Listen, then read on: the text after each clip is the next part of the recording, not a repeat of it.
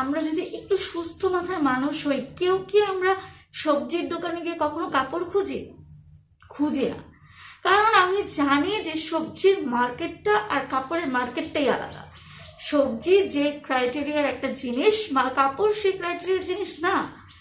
তাহলে আমরা কিভাবে একটা মানুষের ভেতরে একটা কম্প্যাক্ট প্যাকেজ খুঁজি যার ভেতরে সেই জিনিসটাই নাই? তুমি ভাবো, যে ছেলেটা তার ফ্যামিলি থেকে কোনোদিনও শান্তি দেখলো না, যে ফ্যামিলিতে তার মায়ের কোনো সম্মান নাই, যে ফ্যামিলিতে সে ছেলেটা তার বোনকে সবসময় এমনভাবে ট্রিট করতে দেখেছে যে সে একটা মেয়ে, তার কোনো ব্যক্তি স্বাধীনতা নাই, তার ডিসিশনের কোনো মূল্য নাই, তার জীবনের কোনো পারপাস নাই, সেই ছেলেটা তোমাকে কিভাবে সম্মান দেবে? সে ছেলেটা কিভাবে তোমাকে মূল্যায়ন করবে? চাই সে যত বড় ডিগ্রিধারী হোক না কেন, এটা কখনোই সম্ভব না যে একটা মানুষ, সে তার ফ্যামিলি ব্যাকগ্রাউন্ড থেকে উঠে এসেছে যেখানে কখনোই মেয়েদেরকে কখনো সম্মান করা হয় নাই, মেয়েদেরকে একটা পণ্য ছাড়া, মেয়েদেরকে একটা ঘরের চাকর ছাড়া কিচ্ছু কল্পনা করা হয় নাই, সেই মানুষটা তোমাকে রানী বানায় রাখবে। হ্যাঁ, রানী তুমি তো অবশ্যই হবে, বাট সেটা রাজরানী নয়, চাকরানী।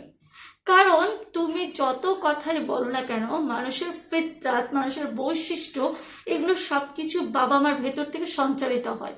আমি আমার বাবা মায়ের প্রতিফলন, সে তার বাবা মায়ের প্রতিফলন। মেয়ে এবং ছেলেদের মধ্যে ডিফারেন্সটা কোথায় জানো? মেয়েরা একটা জিনিস অতি সহজে গ্র্যাব করতে পারে।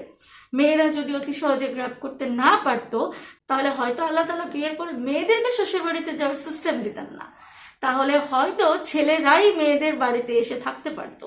কিন্তু যেহেতু সিস্টেমটা মহান রব্বুল আলামিন এইভাবে দিয়েছেন যে একটা স্বামী তার স্ত্রীর উপরে সম্পূর্ণ কর্তৃত্ববান এবং দায়িত্ববান, সে তার স্ত্রীকে নিয়ে সে তার মতো করে আগলে রাখবে, সেইখানে একটা ছেলের মেন্টালিটি আর একটা মেয়ের মেন্টালিটিতে বিস্তর তফাৎ থাকবে।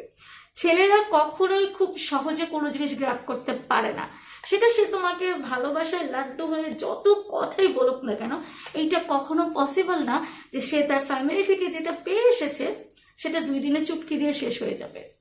যে ছেলেটা কখনো দেখে নাই তার মাকে একটু শান্তি করতে, যে ছেলেটা দেখে নাই তার ফ্যামিলিতে মেয়েদেরকে খুব ভালোভাবে মূল্যায়ন করতে, কিংবা মেয়েদেরকে কোনো ডিসিশনের সময় তাদের মতামত জানতে চাইতে, সেই ছেলেটা যদিও তোমার সাথে লাভ ম্যারেজে কানেক্টেড থাকে, 2 দিন 4 দিন 5 দিন 2 বছর 4 বছর 5 বছর পরে তোমাদের সম্পর্কের সুতাটা আস্তে করে ছিঁড়ে যাবে। তুমি বুঝতেও পারবে না কেন এই কাজটা হয়ে গেল, কারণ সে তো আনকনসিয়াসলি তোমার সাথে তার ভেতরের রূপটা প্রকাশ করে ফেলেছে। তুমি যেহেতু সেটা নিতে পারছো না, সো তোমাদের মধ্যকার কমিউনিকেশন গ্যাপ তৈরি হবে, তোমাদের মধ্যকার ফিজিক্যাল গ্যাপ তৈরি হবে, তোমাদের মধ্যকার ইমোশনাল গ্যাপ তৈরি হবে। এই এত গ্যাপের ভেতরে না কখনো সম্পর্কের সুতাটা স্মুথ যেতে পারে না।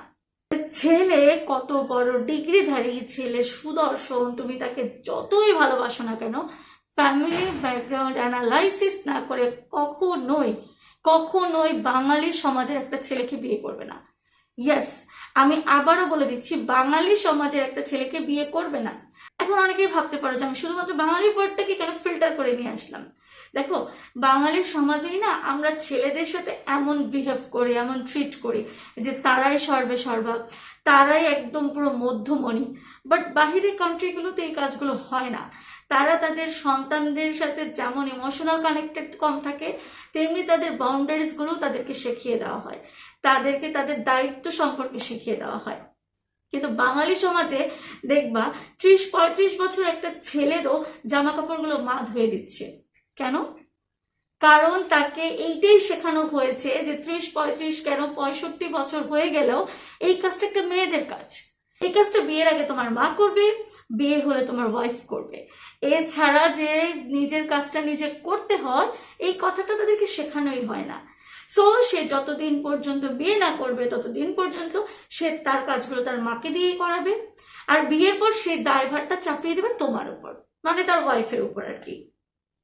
তাহলে তুমি ভাবো, যে মানুষটা নিজের দায়িত্ব নিজে নিতে শিখলো না, যে মানুষটা তার ফ্যামিলিতে কখনো কোনো শান্তির মুখ দেখলো না, যে মানুষটা কখনো ফ্যামিলিতে মেয়েদের এম্পাওয়ারমেন্টে বিশ্বাস করলো না, সেই ফ্যামিলিতে তুমি হাইলি এডুকেটেড হও, তোমার যদি কোনো ক্যারিয়ার পারপাস থাকে, তোমার যদি হয় ড্রিম থাকে, অ্যাম্বিশন থাকে, এইগুলো থাকলে না এই ধরনের ছেলেদেরকে কখনোই চুজ করবে না। এই ধরনের ছেলেরা তোমার লাইফে কখনোই তোমাকে পুশ করবে না, এরা অলওয়েজ তোমাকে ব্যাকওয়ার্ডে নিয়ে যাওয়ার চেষ্টা করবে। কারণ তাদের কাছে তুমি মানেই হচ্ছে একটা ঘরের বস্তু। তোমাকে তারা ইম্প্যাক্ট রাখতে চেষ্টা করে, ইন্ট্যাক্ট রাখতে চেষ্টা করে। ঠিক আছে, ইসলাম এটাই বলেছে যে তুমি তোমার ঘরের রানী, কিন্তু সেই রানীর সাথেও যখন তারা চাকরানির ব্যবহার করবে তখন তাদের কাছে ইসলাম কোনো কিছুই মনে হবে না। তো তোমাকে তারা এই ফতোয়া দেবে, স্বামীর মন জয় করে চলো, স্বামীর মন মতো চলো, স্বামী যেটা বলবে সেটাই শোনো, তাহলে সংসারে শান্তি আসবে। কিন্তু তুমি ভেতরে ভেতরে কষ্ট পাচ্ছ, তুমি ভেতরে ভেতরে শেষ হয়ে যাচ্ছ, এইটাও ইসলাম কখনোই সমর্থন করে না। ইসলাম কখনোই বলবে না এমন একজন মানুষের সাথে তুমি তোমার সারা জীবন দিয়ে দাও যে মানুষটা তোমাকে ন্যূনতম রেসপেক্ট করে না, যে মানুষটা তোমাকে ন্যূনতম ভালোবাসবে না, যে মানুষটা ন্যূনতম তোমাকে একটা মানুষ হিসেবে ট্রিট করবে না, সেই মানুষটার সাথে তুমি তোমার ইমোশনাল কানেকশন ফিল করবে না, সেই মানুষটার সাথে ইসলাম কখনোই তোমাকে হোল্ড টাইট করে শেকলবন্দি করে রাখতে চায় না। না, নিজেরটা নিজের চুজ করে নিতে হবে। এখন নিজের চুজ করার ক্ষমতা যদি থাকে না, তাহলেই তো তুমি এই গ্যাপগুলো ধরতে পারবে। অবশ্যই তুমি তোমার অবস্থান নিয়ে সন্তুষ্ট, তুমি যদি তোমার অবস্থান নিয়ে সন্তুষ্ট থাকো, তোমার জন্য আমার এই ভিডিও না। আমার এই ভিডিও তাদের জন্য যারা আমার মতো সাফারার, যারা আমার মতো সংসার জীবনে এসে একটা গোলক ধাঁধার ভেতর পড়ে গেছে। মানে আমি দেখলাম কি, চাইলাম কি, পাইলাম কি, এই ধরনের কনসেপ্ট যারা নিয়ে দিনের পর দিন সংসার জীবন পরিচালনা করছে, আমি তাদের কথা বলছি। আমি দেখে আসলাম সে আমার জন্য জীবন্ত প্রাণ, কিন্তু সেখানে আমি যখন তার কাছে 100% দিয়ে দিলাম, সে তখন আমাকে এমনভাবে ট্রিট করছে যেখানে আমি আমার নিজেকে হারিয়ে ফেলেছি, যেখানে মনে হয়েছে আমার নিজের কোনো সত্তা নাই, আমার নিজের কোনো মতামত নাই, আমার নিজের কোনো ডিসিশন নাই, আমার নিজের কোনো ভালো লাগা মন্দ লাগার কোনো অনুভূতি নাই।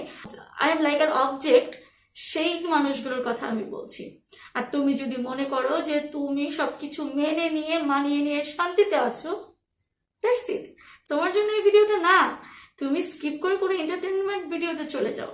কিন্তু যারা নিজের অবস্থানকে একটু বেটার করতে চায়, যারা একটা বেটার লাইফের স্বপ্ন দেখে, আমি তাদের কথাই বলি। কারণ আমি যেমন, আমি তাদেরকে সেইটাই শো করতে চাই। আমি কোনো ফেক কোনো আইডেন্টিটি তোমাদের সামনে তুলে ধরতে চাই না। এখন সমাজে প্রত্যেকটা শ্রেণী, প্রত্যেকটা মানুষ যে আমাকে আমার মতো করে অ্যাকসেপ্ট করে নেবে, এটাও ঠিক না। So moral of the story হচ্ছে, তুমি যখন তোমার লাইফ পার্টনার চুজ করবে, বা তুমি যখন এমন কোনো মানুষের সাথে তোমার নিজের ইমোশনাল কানেকশন ফিল করছো, সেই মানুষটার ফ্যামিলি ব্যাকগ্রাউন্ড একটু ঝামেলা আছে, তার ফ্যামিলি ব্যাকগ্রাউন্ড একটু অ্যানালাইসিস করে নাও।